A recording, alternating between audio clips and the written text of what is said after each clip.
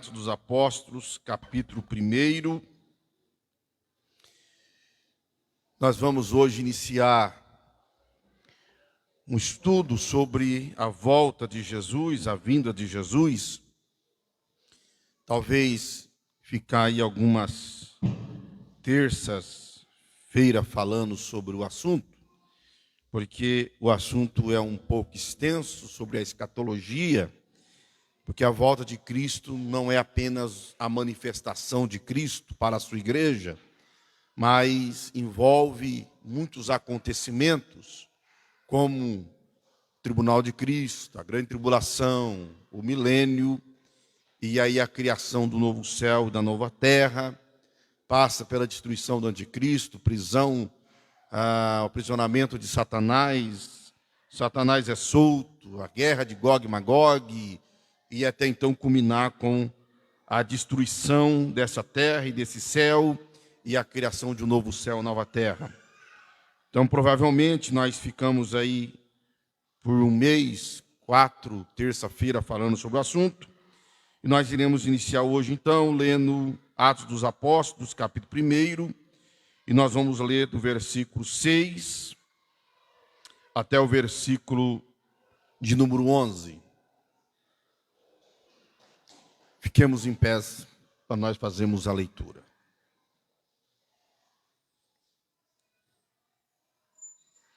Eu vou ler aqui na versão NAA, Nova Almeida Atualizada, talvez difere um pouquinho da que vai estar aqui no telão.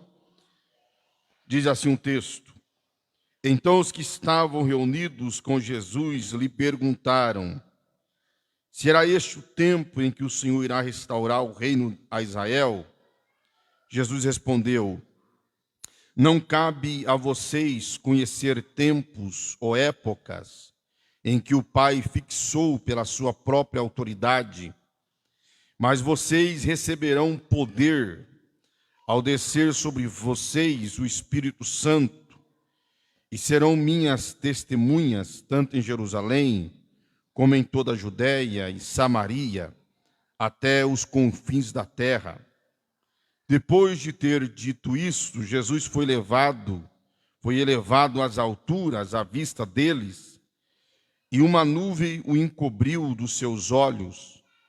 Estando eles com os olhos fixos no céu, enquanto Jesus subia, eis que 2 homens vestidos de branco se puseram ao lado deles, e lhes disseram: homens da Galileia, por que vocês estão olhando para as alturas? Esse Jesus que foi levado do meio de vocês para o céu, virá do modo como vocês o viram subir. Amém? Vamos orar, irmãos. Vamos continuar orando em favor do Samuel. Samuel teve uma melhora. A expectativa da irmã Marli é que o seu netinho saia essa semana ainda do hospital. Vamos orar para que se concretize isso. Também não podemos esquecer da Cecília, não podemos esquecer da Alice, a irmã Marli, que também ainda está em plena recuperação, mas não está bem. Vamos estar orando o nosso irmão Antônio Viana, parece que eu vi ele ali no fundo hoje.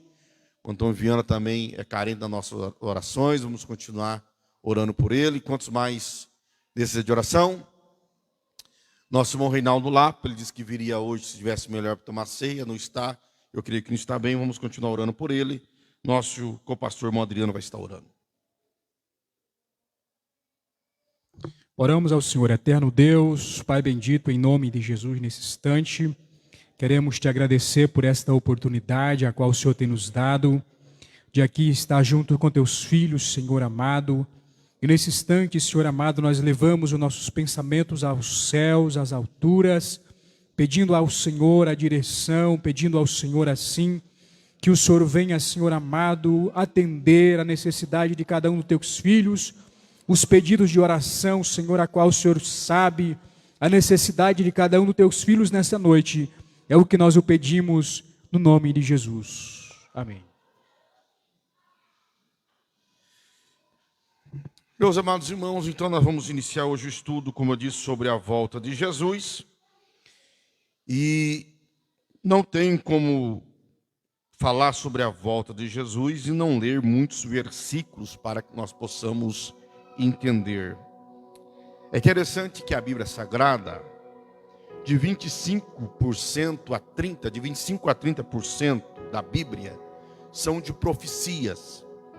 Esse dado você encontra na Bíblia profética. Na sua introdução, o editor deixa bem claro esse dado que entre 25% e 30% da Bíblia são de profecias. E uma grande porcentagem desta quantidade se refere a Jesus, não apenas ao Messias, a sua vinda, a sua encarnação, como também a sua morte, como também a sua volta, como também ao seu reino milenar. O Antigo Testamento, as profecias que fala da volta de Jesus, sempre vai estar focada na segunda fase da vinda de Jesus, que daqui a pouco eu falarei sobre ela, ou seja, quando ele vem para estabelecer o seu reino aqui na terra. É o Novo Testamento que tem as profecias relacionadas ao arrebatamento. O Antigo Testamento não tem profecia sobre o arrebatamento, sobre a primeira fase da vinda de Cristo, até porque a igreja era um mistério aos profetas e aos arautos do Antigo Testamento. Paulo vai dizer que esse mistério foi revelado em Cristo. Então, a igreja era um mistério no Antigo Testamento.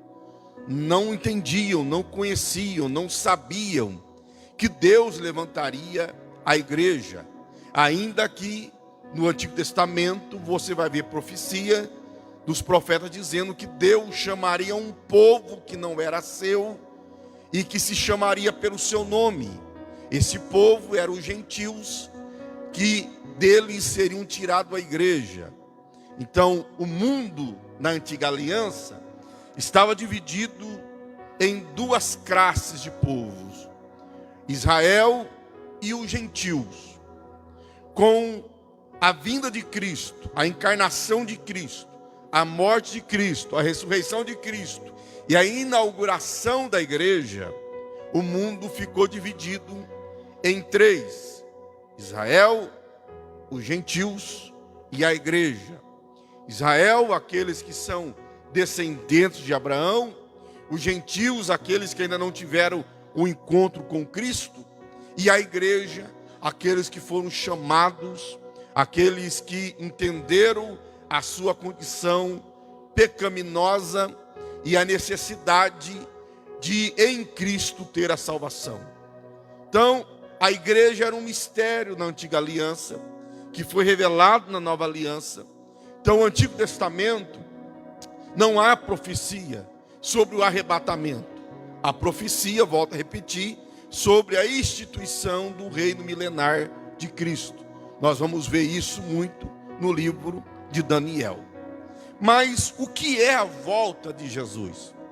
Nós falamos sobre a volta de Cristo, mas muitas vezes nós não compreendemos, não entendemos o que é a volta de Cristo.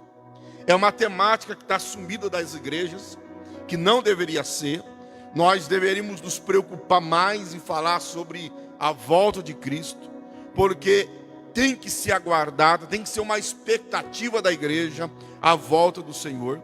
Por isso que o Apocalipse vai encerrar dizendo sobre Maranata, ora vem Senhor Jesus, que deveria ser a oração de todo crente, que Cristo voltasse para nos buscar e nos levar para estar para sempre com Ele.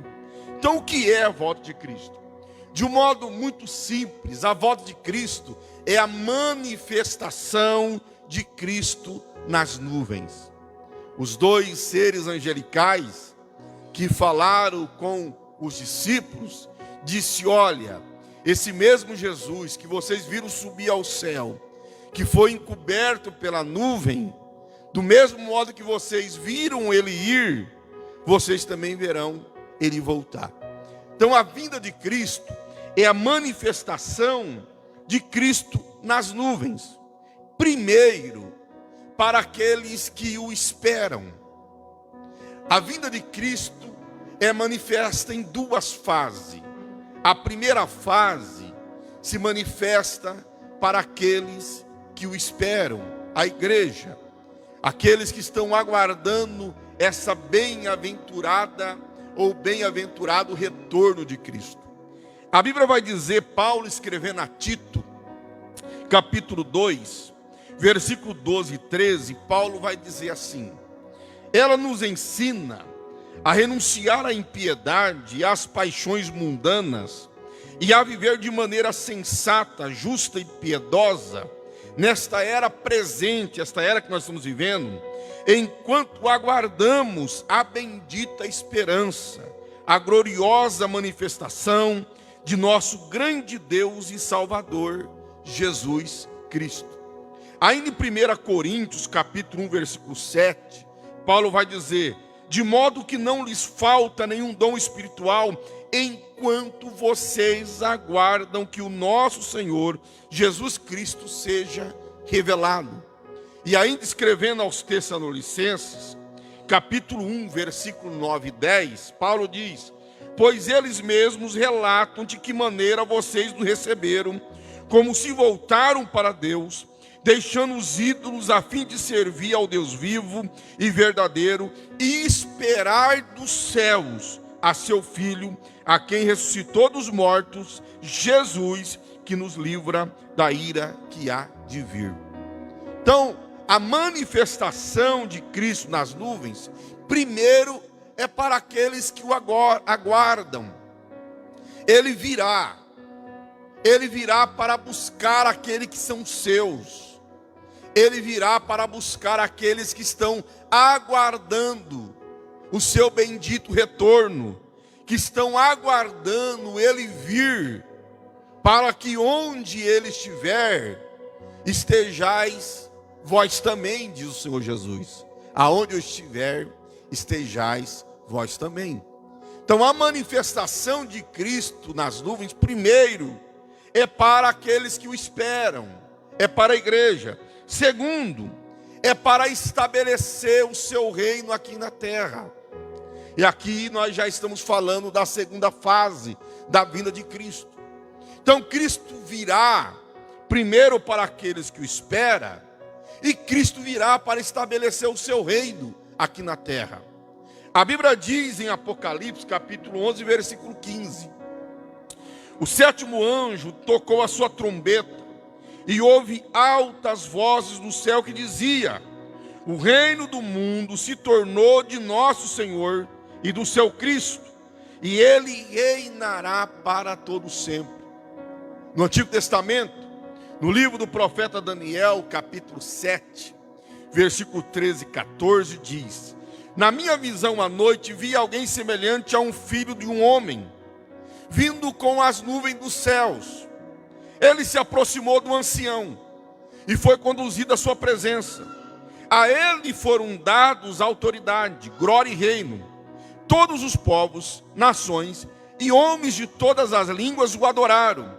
Seu domínio é um domínio eterno que não acabará, e o seu reino jamais será destruído. Então, nós temos já aqui a primeira fase e a segunda fase da vinda de Cristo. Ele vem primeiro para aqueles que o esperam, e depois ele vem para estabelecer o seu reino aqui na terra. Entre uma fase e a outra fase, há um período de 7 anos, que é a última semana de Daniel. Se você lê o livro de Daniel, tem lá 70 semanas, já se cumpriu 69 semanas, e falta uma última semana, que é a semana da grande tribulação. Então, entre a primeira fase e a segunda fase, nós temos aí um período de 7 anos. Essa primeira manifestação, essa primeira fase, é chamada de primeiro advento, ou arrebatamento. Então, a primeira fase, em que o Senhor vem para aqueles que o aguardam, é chamada de arrebatamento. Nós ouvimos muito esta palavra, vamos ser arrebatados, você tem que estar preparado para ser arrebatado. Mas o que é arrebatamento? Esta palavra no original grego, ela tem um sentido de ser arrancado com violência, ser arrancado com rapidez, ser tirado de modo abrupto, em que ninguém espera e de repente acontece. Isso é arrebatamento, é ser tirado de modo rápido, de modo violento, de modo que não se esperam. Esse é o arrebatamento, que somente aqueles que estão aguardando a Jesus é que participarão. A Bíblia diz em 1 Tessalonicenses, capítulo 4, versículo 15 e 17, diz assim: dizemos a vocês pela palavra do Senhor, que nós, os que estivermos vivos, os que ficarmos até a vinda do Senhor, certamente não precederemos os que dormem, pois, dado a ordem com a voz do arcanjo e o ressoar da trombeta de Deus, o próprio Senhor descerá dos céus, e os mortos em Cristo ressuscitarão primeiro. Depois nós, os que estivermos vivos, seremos arrebatados com eles, seremos tirados com rapidez com eles, nas nuvens, para o encontro com o Senhor nos ares, e assim estaremos para sempre com o Senhor. Paulo ainda vai dizer em 1 Coríntios, capítulo 15, versículos 51 e 52, eis que eu digo um mistério, nem todos dormiremos, mas todos seremos transformados, num momento, num abrir e fechar de olhos, num piscar de olhos. Você sabe quanto é que dura o tempo de um piscar de olhos? Calcularam em 7 milésimos de um segundo.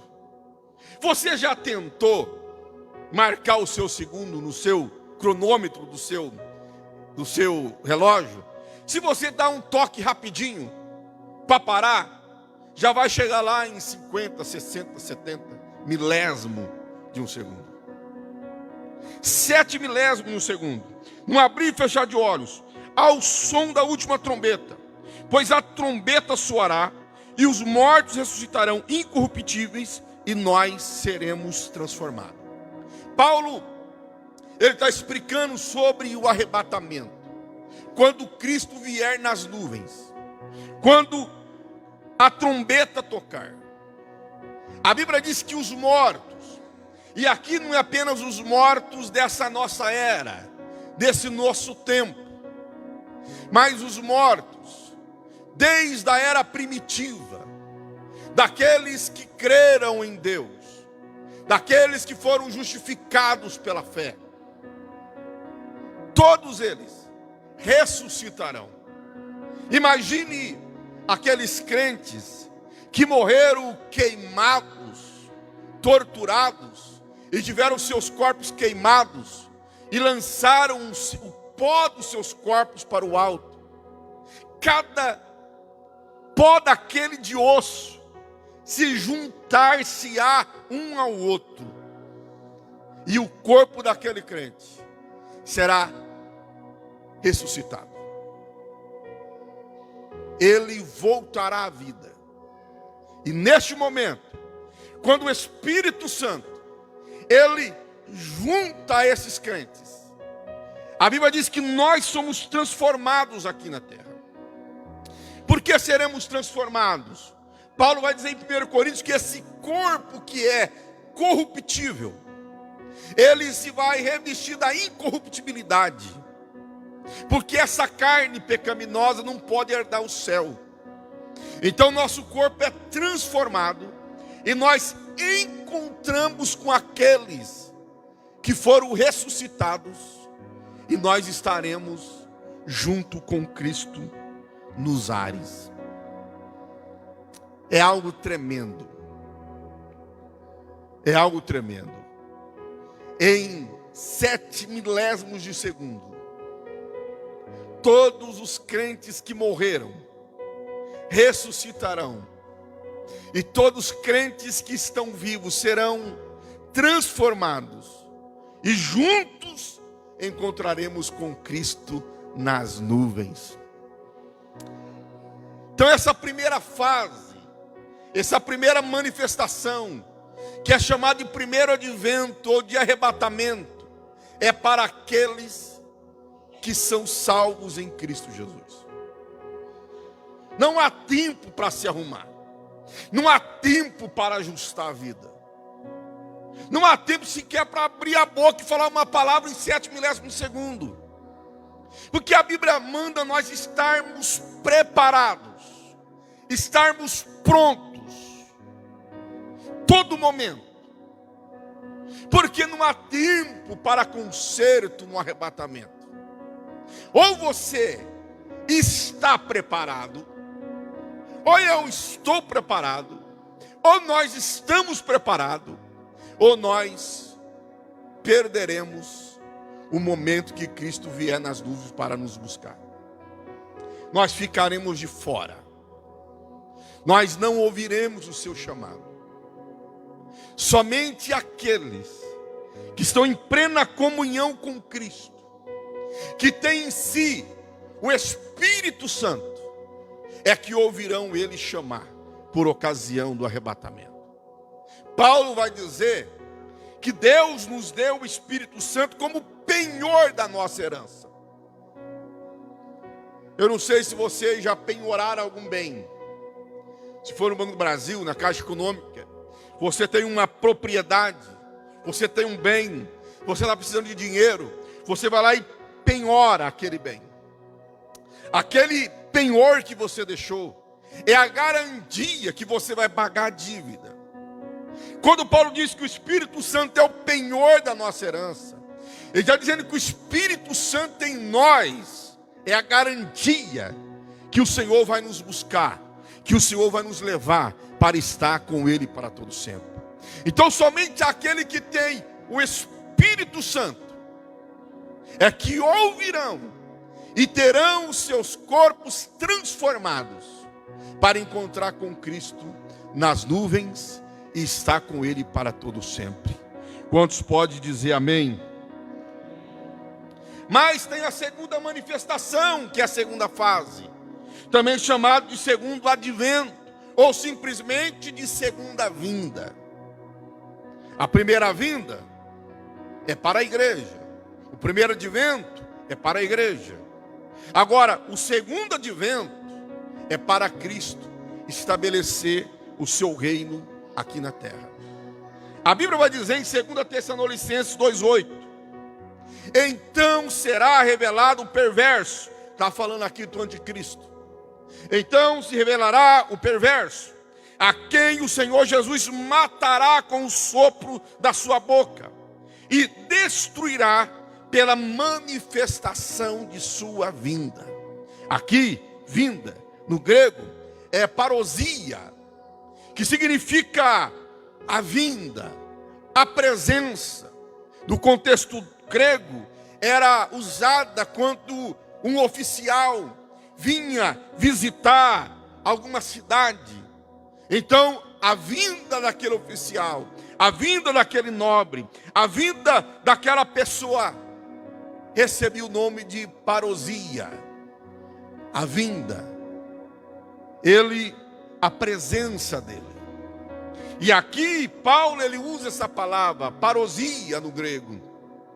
Então, essa segunda vinda também é chamado de parousia, ainda que muitas vezes essa mesma palavra no grego é usada em relação à primeira vinda, à primeira manifestação.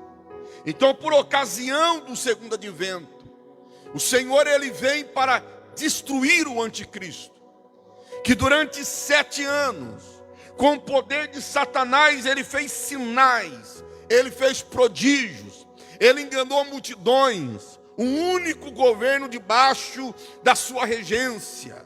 Ele se declarou Deus, exigiu o sacrifício do povo judeu no templo de Deus vivo, que será construído durante a grande tribulação. Então o Senhor vem para destruir ele e destruir todo o seu exército, que terá cercado Israel para destruir Israel. Então a primeira manifestação, arrebatamento. A segunda manifestação, a segunda vinda, destruição do anticristo e estabelecer o seu reino milenar. Mas quais são as diferenças entre a primeira e a segunda manifestação de Cristo? Nós precisamos entender isso. Qual é a diferença? É quando nós entendemos a diferença da primeira manifestação, da segunda manifestação, que nós compreendemos o que é arrebatamento e o que é a segunda vinda. Primeiro, na primeira manifestação, Jesus vem nos ares. Mas na segunda manifestação, Jesus põe os seus pés no Monte das Oliveiras. Quem está entendendo, diga amém. Quando o Senhor se manifestar pela primeira vez, Ele vai manifestar nos ares, nas nuvens. Mas na segunda manifestação, Ele vai descer na terra. Olha o que a Bíblia diz em 1 Tessalonicenses 4,17. Depois disso, que estivermos vivos, seremos arrebatados juntamente com Ele nas nuvens, para o encontro com o Senhor nos ares, e assim estaremos para sempre com o Senhor. Mas quando fala da segunda manifestação, Zacarias capítulo 14, versículo 1 e 4 diz: eis que vem o dia do Senhor, e naquele dia estarão os seus pés sobre os montes das oliveiras, que está de frente para Jerusalém, para o oriente. Na primeira manifestação, o Senhor vem nas nuvens.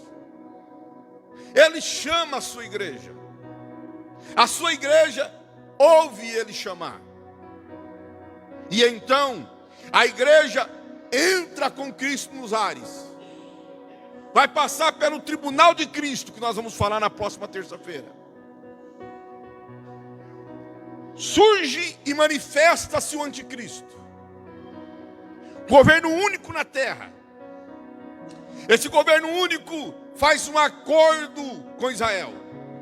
Israel, a princípio, compreende, entende, é enganado que ele é o Messias. Diz a Bíblia, então, que há paz na terra. Um governo único. Quando você olha, irmão, Covid foi um teste de Satanás na terra. Todas as nações estiveram debaixo de um único pensamento. Foi imposto sobre toda a população uma máscara. Pastor, não era para usar? Não era para usar e deve usar. Proteção. Já houve casos como a peste espanhola, a febre espanhola, alguma coisinha, que todos tiveram que usar. Mas teste. Mas deu certo? Nem tanto. O mundo hoje caminha para um governo único, uma moeda única, um sistema financeiro único, porque os países estão quebrando. Já se ouve falar, e a própria Igreja Católica, da necessidade de um governo único na terra, para que tenha paz, para que tenha um sistema financeiro bom. Tudo que está surgindo é testes, é a preparação. Então ele estabelece seu reino. Depois ele quebra a aliança que ele tinha com Israel. Ele cerca Israel para destruir. E então é nesse momento que Israel clama a Deus. E Cristo desce no Monte das Oliveiras. E ele destrói, com o hálito de sua boca, o anticristo e todo o exército do anticristo. E ele vai aprisionar Satanás, estabelecer o seu reino milenar. Então, na primeira vinda, no arrebatamento, ele vem nos ares. Ele não põe os seus pés na terra. Mas por ocasião da sua segunda manifestação, da segunda vinda, ele põe os seus pés na terra, para poder destruir o inimigo e para poder estabelecer o seu reino. A segunda diferença é que na primeira manifestação ele vem buscar a sua igreja. Mas na segunda manifestação, ele vem com a sua igreja. A Bíblia diz em João 14, 2, 3: na casa de meu pai há muitos aposentos. Se não fosse assim, eu teria dito a vocês: vou preparar lugar para vocês. E quando eu for e preparar lugar, eu voltarei e levarei para mim, para que vocês estejam onde eu estiver. Então, na primeira manifestação, ele vem buscar a sua igreja. Mas quando Cristo vier na sua segunda manifestação, ele vem com a sua igreja. Olha o que a Bíblia diz em Colossenses 3:4. Quando Cristo, que é a sua vida, for manifestado, então vocês também serão manifestados com ele em glória. A igreja vem com um corpo glorificado para reinar com Cristo aqui na terra. Judas 1, versículo 14. Ora, foi quanto a esses que Enoque, o sétimo, a partir de Adão, profetizou: eis que vem o Senhor com milhares de seus santos. 1 Tessalonicenses 3,13. Que ele fortaleça o vosso coração, para serem irrepreensíveis em santidade diante de nosso Deus e Pai, na vinda de nosso Senhor Jesus com todos os seus santos. Queridos, o Salmo diz assim: deixa entrar o Rei da Glória. Quem é este Rei da Glória? É o Deus forte, poderoso. E uma comitiva está entrando com Cristo no céu, a igreja. Mas quando o Senhor está voltando para estabelecer o seu reino na terra, Judas, ele cita uma profecia dada por Enoque. Você não vai encontrar essa profecia no Antigo Testamento. Enoque, aquele que andou com Deus. Mas havia livros escritos, e há até um livro apócrifo de Enoque, mas que há uma profecia. Então, se Judas citou, é porque aquela profecia foi inspirada por Deus, e ele vê o Senhor vindo. Se o salmista no Salmo canta do Senhor entrando no céu com a sua igreja, aqui, Enoque, ele vê o Senhor vindo com os seus milhares de santos. A igreja vindo com Cristo para estabelecer o reino milenar aqui na terra. Então a diferença da primeira vinda com a segunda vinda é que na primeira o Senhor vem buscar a igreja. Na segunda, o Senhor vem com a sua igreja. A terceira diferença é que na primeira manifestação ele vem em secreto. Mas na segunda manifestação, todo o olho o verá. Quando o Senhor vir por ocasião do arrebatamento, somente aqueles que estão aguardando a sua vinda é que ouvirão e o verão. A Bíblia diz em 1 Coríntios 15, 51 e 52, que nós já lemos, mas vou reler. Eis que eu lhes digo um mistério: nem todos dormiremos, mas todos seremos transformados no momento, no abrir e fechar de olhos, ao som da última trombeta. Pois a trombeta soará e os mortos ressuscitarão incorruptíveis, e nós seremos transformados. A rapidez do arrebatamento. A Bíblia diz que a sua vinda do arrebatamento é como o relâmpago que sai do Oriente e vai para o Ocidente. Rapidez, quando ninguém espera. Somente aqueles que estão aguardando é que o verão, é que o ouvirão.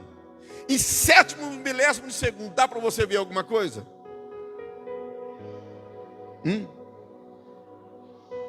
Ó, piscar de olhos. Ele vem em secreto. ele vem apenas para os seus. Somente os seus ouvirão, somente os seus contemplarão, somente os seus serão arrebatados. Mas quando ele vir pela segunda vez, aí ele vem e todo olho verá. Olha o que diz Apocalipse capítulo 1, versículo 8. Eis que ele vem com as nuvens, e todo olho verá, até mesmo aqueles que o transpassaram. Aqui Israel, até mesmo aqueles que o transpassaram, e todos os povos da terra se lamentarão por causa dele, assim será. Amém. Quando Cristo vier com a sua igreja, todo olho verá Cristo vindo. Mas como pode, nós aqui no Brasil, vendo Jesus descer lá em Israel? Porque você acha que a tecnologia está avançadíssima? Porque você acha que hoje você tem internet, e o que acontece do outro lado do mundo, no mesmo tempo você fica sabendo aqui. Em alguns segundos, aquilo que aconteceu em Israel, a notícia está aqui. Aquilo que aconteceu na França, na China do outro lado, você fica sabendo aqui.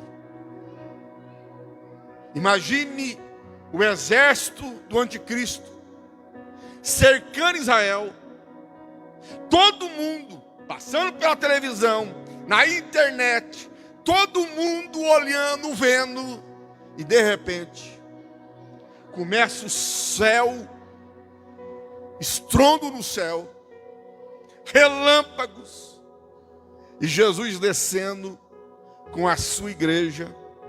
E diz Zacarias que quando ele colocar o seu pé no Monte das Oliveiras, o monte vai dividir no meio. E todo olho estará vendo Jesus se manifestar com a sua igreja na sua segunda vinda. Aleluias. Queridos, a Bíblia diz que a nossa leve momentânea tribulação nessa terra não pode se comparar com a glória que em nós há de ser revelado. Ou você vai estar vindo com Cristo, ou nós vamos estar vindo com Cristo, ou nós vamos estar vendo o Cristo vir. Das duas, uma. Nós que estamos aqui nesta noite, ou nós vamos estar participando daquele momento vindo com Cristo, ou nós vamos estar participando vendo Cristo vir. E aí, tem um porém, que você só vai estar vivo se você tiver aceito a marca da besta. Porque sem a marca da besta, diz que nós não vamos comprar nem vender, não tem negócio. Ou você aceita a marca da besta, ou você é morto. Então, ou nós vamos estar participando deste momento, vindo com Cristo nos ares, ou nós vamos estar vendo Ele vindo com a igreja que foi arrebatada. De que lado você quer estar? De que lado nós queremos estar? Nós queremos estar com Cristo voltando?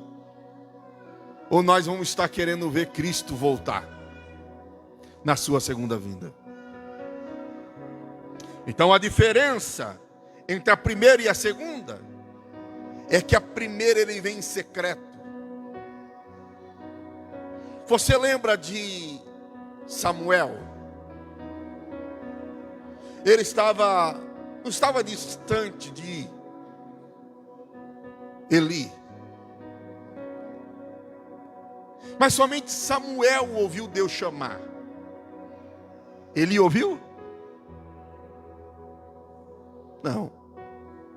Por isso que diz que estará dois no campo.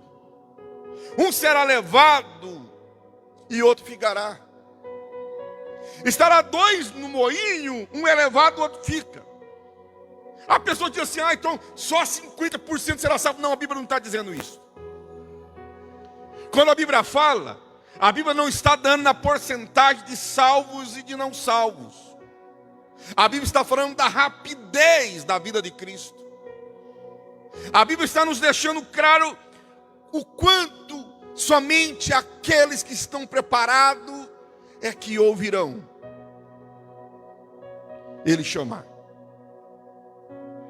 Ela não está dando quantidade. Se 50% é salvo, 50% for para o inferno, vamos dividir a igreja em 50% de cada lado, e quem vai para o inferno? A Bíblia não está dando quantidade. A Bíblia está falando de nós estarmos preparados, porque quando Ele vir, no arrebatamento, somente aqueles que estão preparados é que ouvirão e subirão para estar com Ele para todo sempre. Rapidinho, para me terminar.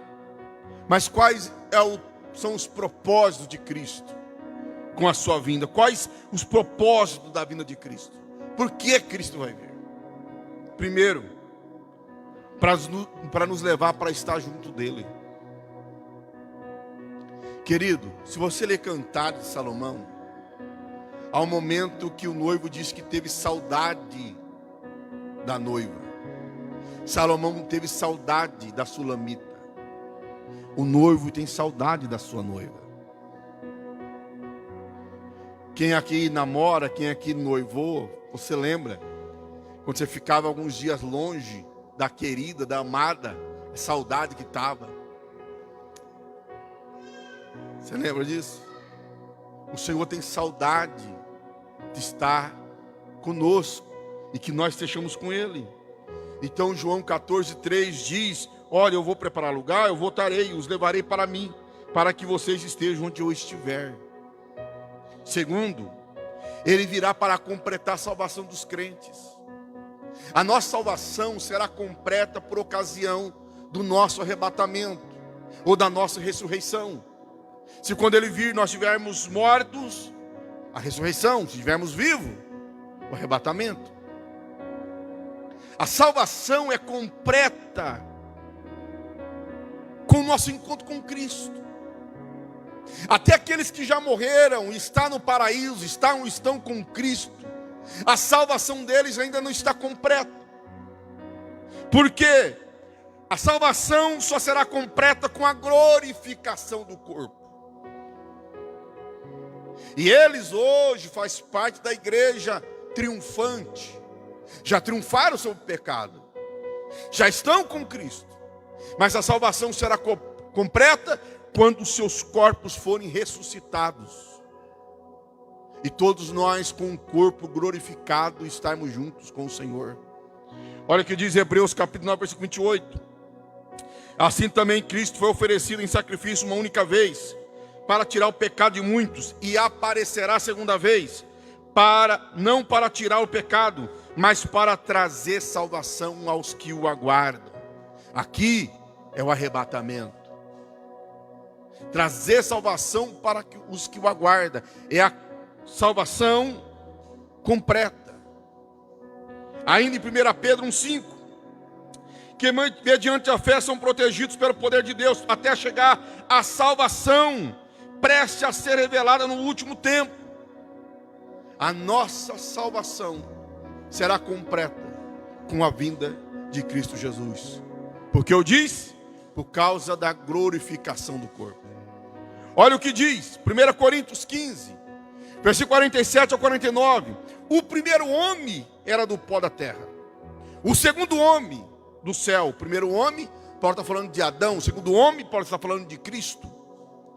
Os que são da terra são semelhantes ao homem terreno, e os que são do céu a um homem celestial. Assim, como tivemos a imagem do homem terreno, Paulo diz, sob a glorificação, nós teremos também a imagem do homem celestial. Ou seja, assim como ele é, nós seremos. Um corpo glorificado. Um corpo restaurado por completo, à semelhança de Cristo. Então a nossa salvação, ela é concretizada e completada com a glorificação do corpo. Terceiro, o Senhor virá para nos livrar da ira futura. A ira de Deus será derramada sobre essa terra. Quando você lê o livro do Apocalipse, os 7 selos, as 7 taças, as 7 salvas, você verá ira de Deus sendo derramado sobre a terra. E Deus vai nos livrar dessa ira. Existe aqueles que apregou e ensina que a igreja passará pela tribulação. Nós cremos. Nós somos pré-tribulacionistas. Nós cremos que o arrebatamento é antes da tribulação. Nós não participaremos por ela. 1 Tessalonicenses 1:10. E esperar dos céus a seu Filho, a quem ressuscitou dos mortos, Jesus, que nos livra da ira que há de vir. Então o Senhor virá para nos levar, nos livrando assim da ira que será derramada sobre a terra. E também Ele virá, e por último, para nos galardoar. O Senhor virá para recompensar cada um pelas suas obras. Aqui nós estamos falando do tribunal de Cristo. Eu vou falar sobre isso na próxima terça-feira. Isaías capítulo 40, versículo 10 diz: o soberano, o Senhor vem com poder, com seu braço forte ele governará, a sua recompensa, com ele está, o seu galardão o acompanha. Apocalipse 22, 12: eis que venho em breve, a minha recompensa está comigo, eu retribuirei a cada um de acordo com o que fez. 1 Coríntios 3, 8: o que planta e o que rega tem um só propósito, e cada um será recompensado de acordo com o seu próprio trabalho. 2 Coríntios 5:10: pois todos nós devemos comparecer perante o tribunal de Cristo, para que cada um receba de acordo com as obras praticadas por meio do corpo, quer sejam boas, quer sejam más. Então o Senhor vem. O Senhor vem para nos levar para estarmos junto dele.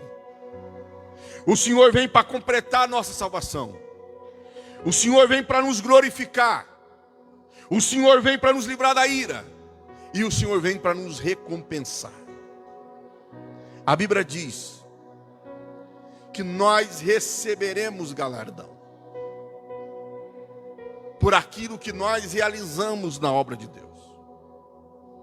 Isso mostra o grande amor de Deus. Queridos, Cristo já não fez o suficiente por nós?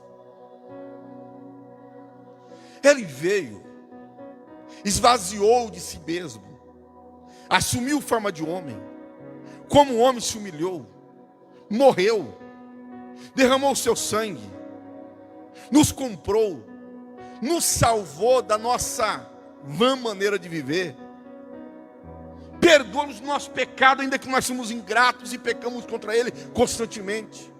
Mas Deus é tão amoroso que ainda Ele vai nos recompensar por tudo que nós fizermos para Ele aqui na terra. Tudo que nós fizermos para o seu reino, tudo que nós fizermos para a sua glória e para o seu louvor, Ele irá nos recompensar.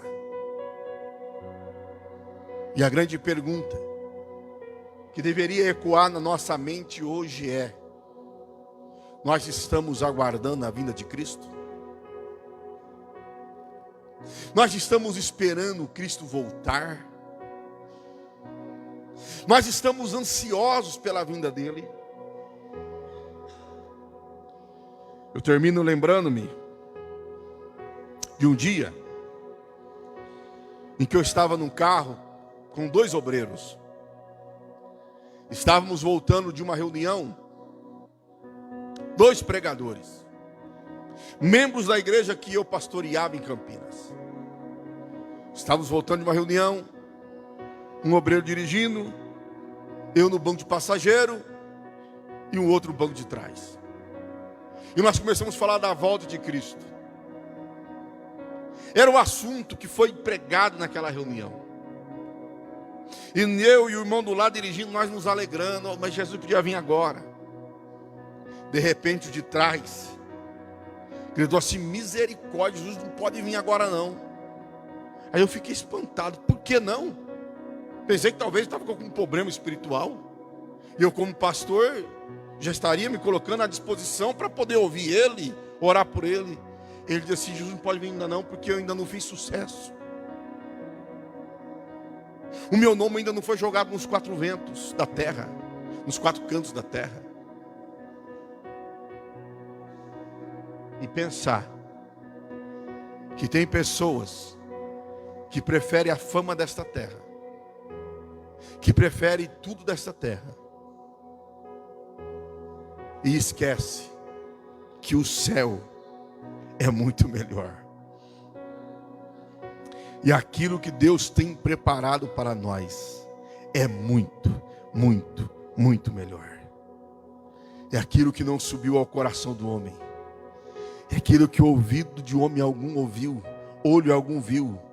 É o que Deus tem preparado para os seus no céu. Então, querido, não troque a vinda de Cristo por nada nesta terra. Quantos podem levantar a tua mão para o céu e dar glória para Jesus e dizer Maranata? Diga Maranata, ora vem Senhor Jesus. Nós vamos louvar Deus com o hino.